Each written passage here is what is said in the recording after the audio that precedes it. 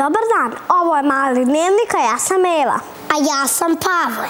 Danas u Malom dnevniku gledat ćemo. Deci koja previše koriste pametne telefone, stvaran svet deluje presporo. Jedna Amerikanka baš voli mačke, ima ih više od 1000. Kada deca mnogo koriste pametne telefone, može da im se učini da je stvaran svet previše spor. Kako spor? Kad svi kažu da je danas život brz. Jeste brz, ali su pametni telefoni još brži. Pogotovo kada je komunikacija u pitanju. Razumem, onda im je teško da slušaju nekoga ko sporo priča. Tako je, Eva. Zato deca danas pričaju brže nego ranije.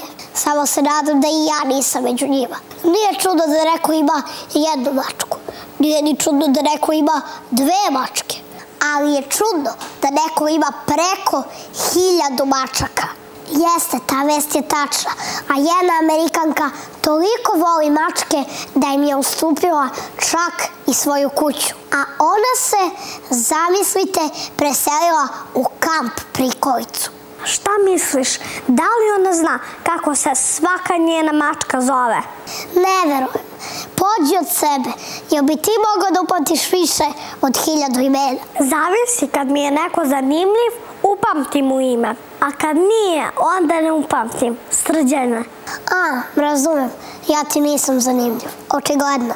Ali nema veze. Idemo dalje. Sada ćemo videti prilog naših dopisnika. Vidiš, našim dopisnicima sam upamtila imena. Pa šta? I ja sam, pa se ne hvalim.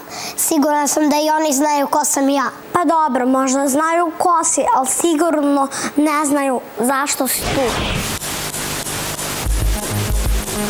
Mi se nalazimo u naučnom klubu u Smederevu. Šta sve ovde možemo da naučimo, reći će nam Darije. Naučni klub Smederevo je nastao saradnjom Regionalnog centra u Smederevu i Centra za promociju nauke, koji je opremio ovo sjajno mesto eksponatima i bibliotekom.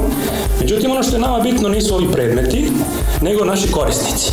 Trudimo se da svojim radionicama, opukama, seminarima privučemo što veći broj dece i učenika, kako bismo kod njih probudili ljubav prema nauci i ko zna, možda neko od njih postane novi Tesla, Pupin, Milanković. Da li postoji radno vreme naučnog kluba? Da, za sjajne ideje radno vreme je 25 sati dnevno.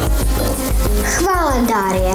A ja vas pozivam da budete naši gosti naučnog kluba. Za Mali dnevnik, Elena, studio.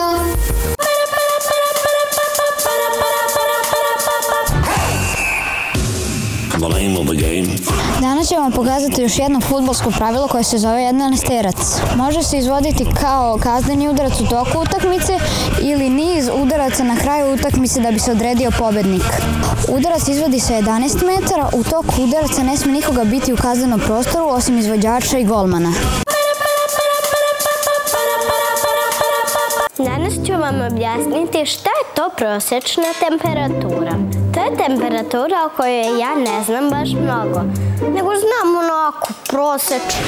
Često ponavljamo taj savjet, ali nije loše da ga čujete još jednom. Ne preterujte sa korišćenjem pametnih telefona. U stvari, ne treba preterivati ni u čemu. Pa čak ni u gledanju Malog dnevnika. Zato naša emisija traje 5 minuta. A naših sledećih 5 minuta možete da pogledate sutra. Zdravo!